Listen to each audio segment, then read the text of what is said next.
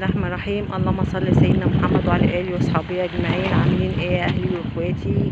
انا النهارده في حته جميله قوي قوي قوي، مشهوره عندنا هنا في اسكندريه، اسمها الماكس. بصور لكم من حته من فيها مكان اللي بيتصور فيها المسلسلات والافلام، وخاصه مسلسل العتاوله. واحب اوريكم بقى المكان اهو. بصوا بقى المكان اهو، وده بقى فنار اسكندريه اهو. فنار اسكندريه ده اللي مشهور اهو، الفنار اهو. ده الحته اللي اتصورت فيها المسلسل العتاوله اهي. ايه رايكم؟ الحته اللي بيتصور فيها افلام برضو. احب اوريكم تاني اهي، فنار اهو. معلش الشمس بس عامله عليا، مش خلياني مش شايفه كويس.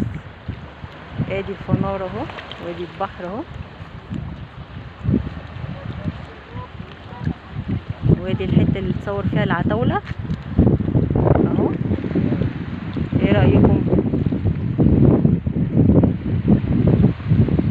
دي الحته اللي مشهوره عندنا بقى في اسكندريه، بيتصور فيها الافلام والمسلسلات. واهي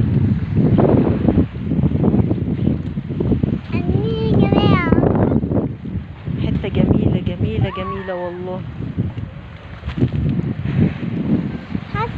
حته ممتعه اهي. بصوا فيها برضو صيادين بيصطادوا اهو والله.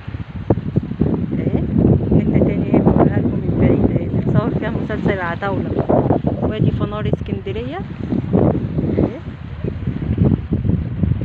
فنار اسكندريه اهي. الفنار ده اللي مشهور في اسكندريه، بيتصوروا بقى الممثلين بيجوا بقى بيصوروا افلام زي فيلم الشبح بتاع احمد عز. بس مكان جميل والله اهو. تاني هوريهولكوا تاني.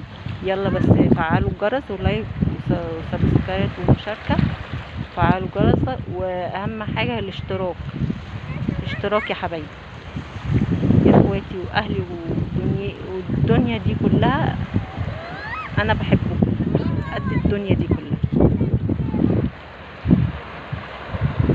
وادي الصيادين اهو، هوريها لكم تاني اهي.